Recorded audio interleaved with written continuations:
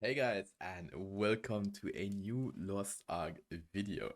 Today we're gonna talk about Abyss Dungeons, but before we go directly into the mechanics, to the bosses and whatnot, I just want to explain why I do this videos like this and where I get this information from. Well, at the moment I don't play Lost Ark. I played it a lot, but at the moment I don't play it because it doesn't really make sense for me since I'm just waiting for EU release and it isn't that much fun for me to replay this over and over again and then lose everything again. So I cannot create video footage of bosses and whatever, and all my old content on Twitch is deleted already. So I have just literally no content for like boss fights where I can edit it and make it into a guide. So this is why we basically use this website. On the other side, I just totally recommend this website since you get all the informations here. The website is called papunica.com. I'm gonna post it in the description below. So you can just click on the link and you come to the site. The section we are in at the moment is in guides, instance content, and then Abyss Dungeons, of course. But you find a lot of other different stuff, beginner guides, your resources, gear progression, gold sources, and whatnot. So basically, all the stuff that I gonna make guides from. Um, it's also technically on this site, so if you want to read about it, you can also just read it here. I just gonna explain a bit more than the site in my videos, and that's basically it. But other than this site is really good. When I started playing the game, I also started using this website really fast. Like I made the Abyss Dungeons first blind, and after that I was reading about the mechanics, and then I made my own strats to them. That's how I made it, so you can do that too, or just watch my videos and take my strats, whatever. Alright, so without further ado, let's go to the first Abyss Dungeon. The first Abyss Dungeon is Ancient Elveria, and the first boss is Demon Beast Canyon. These names can change on the EU release. I actually did those Abyss Dungeons on the beta, but I forgot the name, so I was not really taking care. But yeah, it's the first Abyss dungeon you can enter, so you will mention it. So here are also like some videos, and the first boss is kinda looking like this. He's like a great slime thingy, whatever. Um, so here on the first side, there are like some attacks that he's doing. He's not doing anything special, so everything has like red circles and whatnot. He's jumping. You're gonna mention that. You just have to dodge it. So nothing really hard to explain over there. So I think the stuff that I want to talk about is in mechanics over here. Aggro, yeah, that is the jump thingy, stagger, that you have to stagger him. Okay, so that's all the stuff that we need actually. So again, the boss is really simple. Red circles or red lines go out, right? Well, there are two mechanics more to this. And the first one is that he is aggroing someone. We can actually see this a little bit here on the video. Like this guy has like an arrow or something like that above his head. If that happens, and that happens randomly, you need to basically place yourself to a position where you create a void zone. You can see over here, next to him, there's like this red thingy, and you get damaged while you're standing in there. And this is what the boss is going to create. So you have like 2, 3, 4 seconds or something like that to go out and to let the boss place a void zone over there. The best thing you can do is basically go as far away from the boss that is possible, but always throw it on the sides and try not to close any way. Because it can happen that the boss is jumping to the right corner, as he is here in the video again, and if you place both void zones next to each other, no one can access to come to the boss, at least not for the meaties. So they will not do damage as long that is. So try to be smart, maybe put them in like a circle, always on the border. Like always on the border is the most important thing. And we always did it on the circle, and we was always trying to stay as close to the other void zone as possible to have like more places where we can fight against the boss. And then, well, depends on your damage, right? It's gonna take a while and you're gonna have a lot of void sounds. And to reset this is also really easy again. You just have to stagger him. They call it always stagger. It is basically impair him. So you need to stun him. So all your skills with impairment can stun him, and then the void zone's going away. You can use whirlwind bombs, which also has impairment. But to be fair, this boss is really simple, and I would not recommend to like waste your gold on that, like buying whirlwind bombs for him and then doing it. It is not really worth it since he is really easy, and you can stagger him also really fast if everyone is doing their impermanent attacks. So just try to do that, and he's not really hard. He's the first boss, right? And you will have no problems killing him. So, and now we are at the second slash the last boss of the first Abyss dungeon. His name is Skrill. Again, I don't really know what name he has on our version, but whatever. And this boss is a lot faster than the first boss. So his attacks are immediately faster, but at the end of the day, it is a lot of like red stuff go out of it, right? Like red cones, lines, circles, some balls that he fire, so go out of it. And the basic mechanics again, nothing really hard. Just dodge the red stuff. It is faster, so it can happen that he hits you sometimes. So make sure to use your potions if you have a bard, and you are the bard. Make sure to heal your teammates. And yeah, just use stuff that gives you health back, since you're probably gonna get hit. Even I get hit in this fight, even if I have done him a lot. So yeah, it is not the hardest fight, but he's doing a lot of fast attacks, so he will hit you from time to time. Don't be aware of like using your heal potions, because I mentioned myself that a lot of people are just dying because they don't use their items straight up. And especially in random groups, like everyone is like, oh, but if he is not using his potions and we die, I also not gonna use my potions. Don't be that guy, like try to do your best. And if everyone is doing the same, you will kill him.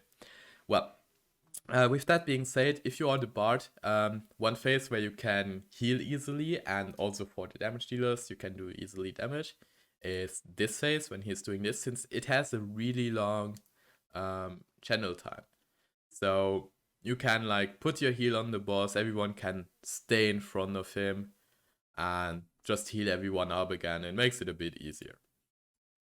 So now let's come to the mechanics. So first of all, he gets stacks of absorb. Sorry. So he gets stacks of absorb. If he has 6 stacks, he enters his mechanic. To be fair, I never check the stacks. You will mention when he is in the mechanic. If it helps you preparing yourself at 5 stacks to make yourself ready, do it. I never check it. It's not really that important. Although the mechanic itself is really important, which they call magic cards over here. And for this, we're just gonna watch the video and I'm gonna explain it meanwhile. So once he enters the mechanic, he is, where is this always coming up? He's spawning these orbs. So basically, as they say over here, at clock positions at 12, 3, 6, and 9. So that means north, south, west, and east. It's always an orb. So here's an orb, there's an orb, there's an orb, and on top is an orb. And what you want to do is basically, or how we do it, I don't really know, like I didn't watch the video before. I don't know how they do it, but what we are doing is we run as a group to the orbs, and the boss is always choosing one guy that he is teleporting to. And we're just gonna like check this out. So I hope the guy in the video. Oh, actually they stack here as well. That's good. Well, it is random, right? So he will port at someone, and basically what they do is they stand next to the orb, let the boss teleport. As soon he is there, everyone goes away. Because what happens now is that the boss is doing like a cyclone attack, or like he's spinning in a circle, so basically cyclone, I don't know. And he's destroying the orb himself. And what happens when he is destroying the orbs? The orbs is exploding. We can see that here. The orb is dead. It is a red circle. It's exploding. If you stand in there, you get stunned. You get damaged. You don't want to be that guy that gets stunned and get damaged. So make sure to go out as soon as the boss is there. Since the boss is going to stay on the same position, circling, and he's basically stunning himself. And you need to do that 4 times and then the mechanic stops. And then you just have the normal pattern again, fight again against the boss, and kill him. Normally he's not doing the mechanic twice. I never had this scenario happening. I'm not aware of if that can happen if you do like really no damage. Maybe yes, maybe not. But normally you should not enter a second phase of it. So do it 1 time. Decide with your team maybe on if you run clockwise or counterclockwise and where to start. So let's say you start at north and then run clockwise, and you know that everyone is just following the same road, and it is really easy. That's like the only thing I can tell you about this. So the first dungeon is still really easy. The next dungeon is getting a bit harder, but yeah, we will come to that soon. So, and now we are looking at Necromancer's Origin, which is basically the second Abyss dungeon. So it is for item level 340 plus. Something I didn't say at the beginning, Abyss dungeons are always for 4 players, so they are not like Guardian raids. You cannot do them alone. Well, you can if you overgear yourself, but the bosses are always scaled for 4 players, not like Guardian raids. So you want to be a group. The reason why I think now about it is because your group gets really important in this Abyss dungeon. So I just forgot it on the first Abyss dungeon. I'm sorry. But yeah, so that's what it is, right? And we come directly to the first boss, Garum. Well, again, his normal attack patterns. Nothing really special. So a lot of red circle stuff.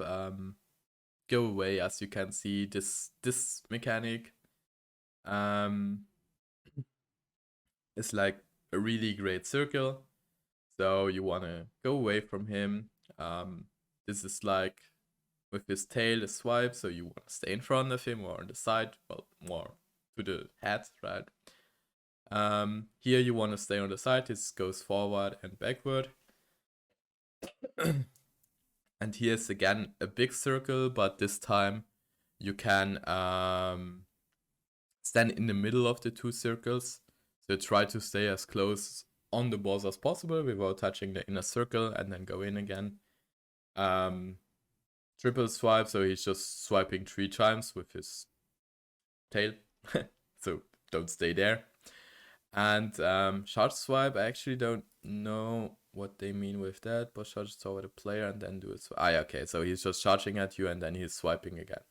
So yeah, you just don't want to stay in front of him, right? If you're good, you can roll out of this, like with your spacebar, but it's really hard.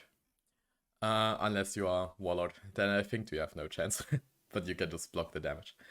So the normal attacks are again like red stuff, learn the mechanics and go out. Well, the boss also has a mechanic, and this mechanic is going on all the time during the fight. And what is happening is basically that the boss is making the shout, and then he spawns an orb. So this orb is basically something to reduce your stacks. And the way this works is every time before an orb or after an orb spawn, you get 1 stack. I don't really know it exact. Well, before the orb spawn, you get 1 stack. If someone reaches 5 stacks, the whole group is going to die. Like, he just immediately one-shots everyone. He's flying up in the air, landing, and the whole area is dead. And because you don't want this to happen, it's basically, with this orb, you can reset all your stacks. So that means at the first orb spawn, one player, like every player, has 1 stack. So player number 1 is reducing his deck to 0 again with the orb as fast as possible. The second orb is spawning. Everyone has 2 stacks. The second player is reducing his stacks to 0. The first guy that took the first orb has then 1 stack again because everyone gets plus 1 stack. So that means at the end, the last player is going to have 4 stacks if you done it right. So you always want to swap your players, and the way you do this is basically you have numbers in your party 1, 2, 3, 4, and basically just make it really simple. Player number 1 takes the first orb, then player number 2 the second, player number 3 the third, player number 4 the fourth. And after this, it's really simple. So you can like say, okay, player number 1 takes the first orb, second one the second orb. And after that, to make it easier for you to see if it's your turn, because it is going on the whole time, check your stacks, they are going to be above your life. And if you have 4 stacks, the orb is basically for you. So every time the guy with 4 stacks needs to take the orb. If he fails to taking that orb, he stacks to 5, the whole group is dying. So make it just in an order 1, 2, 3, 4, and then always the player with 4 stacks. It is basically going the same order. So after player number 4 took his orb, player number 1 has 4 stacks, he takes the orb. Player number 2 has 4 stacks, he takes the orb. Number 3 has the stacks, like all the time, this rotation. It's just easier to like just mention if you have 4 stacks yourself and then take the orb so you don't like miss the order or whatever. That's how we doing it. So basically in my group, I gonna call who is taking the first orb, the second orb, the third orb, and the fourth orb. And after that, everyone is looking at his own stacks. And I can concentrate myself more on the fight as well. And everyone knows what to do. Because when you have 4 stacks, you take the orb. And that's it. And that's it with the first boss. So this is always persisting during the whole fight. You still have his normal pattern, so you want to dodge that stuff. When you impair him, do all your awakening skills to make more damage, and just try to kill him as fast as possible, because it can suck, and if someone like messes this orb thing up, everyone is dying. So having the fight as short as possible is really helpful.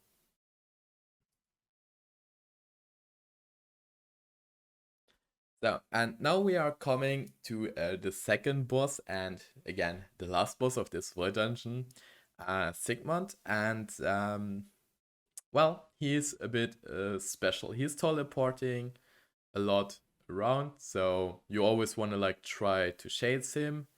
As you can see, over here, he's teleporting on like one corner of the map. Like, well, it's a circle, so they are not really circles, but on like on the border, and the whole area gets attacked. So what most people are doing, like if they stand in the middle of the fight, right, they like try to run backwards because they think, oh no, the boss is standing in front of me, so I have to run away from him. But he covers the whole area, so you need to run to the boss and then a bit behind him. As you can see, there's like 3 places over there, right? Then more AoE, teleport stuff, AoE, meteors, AoE. You can stand also inside of here or outside.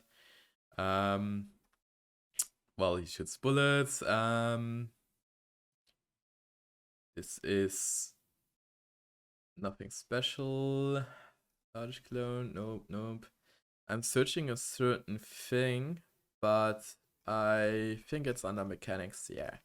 Okay, so well, there's normal attacks, a lot of AoE shit, a lot of teleporting around. Always try to chase the boss. This is also really important because of one mechanic, but I don't know where it is. No, it is not under mechanics. Wait. Give me 1 second. Oh, okay, this is the thing. Never mind. Sorry. So this is Apocalypse, and you need to go to the boss. It's going to the world area, and you need to stun him. So with impairment skills, right? So go to him and try to stun him before he casts it. And that's basically how you do this mechanic. Otherwise, the whole group is dying. That's the first mechanic. And then the boss has, I think, 40 life bars or 20. I'm not really remembering it correctly at the moment, but to be fair, his life bars doesn't really matter. Like, you have to kill the boss 3 or 4 times, and to finally kill him. Well, you can kill him more times if you don't do mechanic right. And the mechanic is basically whenever he is dying, like shortly after this, and they have here examples. So like shortly after this, he is making this gray wave like this, right? So like this white gray wave, and he will spawn orbs. So he's spawning 2 pairs of orbs to the left, to the top, to the right, like east, north, west, south, right? And every player wants to go basically to like one of those positions. So you can say beforehand that you wanna be always taking the left one. So you're just gonna stand left like before you enter the boss arena. That's how people communicate in random groups. If you do it with your teammates, just say like you go north, whatever.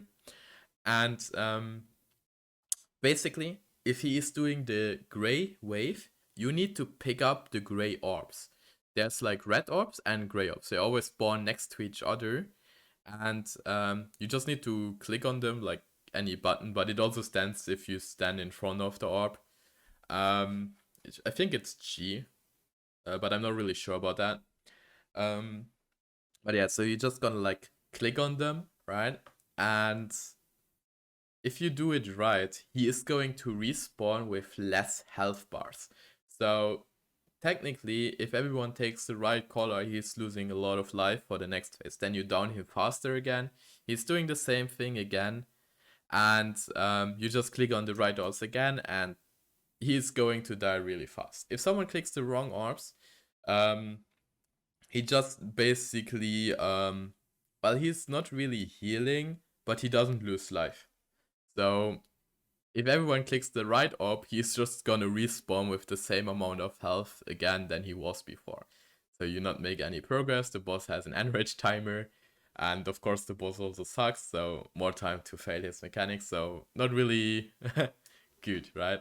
And here's just another example of the red wave, so that you can see the difference. So there's a red wave, and here is a white one. We can also let this real quick go. So he said he want to be on the right side. So because it was the gray wave, he's going to the gray orb. He's taking it. The boss is respawning with less life bars, and that's it. That's how you kill him till the end. And yeah, that's it for the first Abyss dungeon. And I think this video is taking long enough now, so we're gonna make a second part for the second Abyss dungeons, since for now I just want to cover the Abyss dungeons that are coming for our release. And I'm gonna make video guides about every single fight as well. So every single Abyss dungeon with video footage and how we do the run, so you can see it more specifically and explaining a bit what we are doing. But for now, this is the way how I do my guides. I hope it's fine. At the end, you still see the videos, so I think it is helpful. I hope so, at least. If it is, let me know in the comment section below. If you wish that I do something else on my videos, just let me know. I can always like change the things how I do it, and I do the content for you. I don't need it myself. So if you're not happy with it, just let me know. And yeah, critic is always good, right? So I can just improve from that. And yeah, see you guys the next time. Bye bye.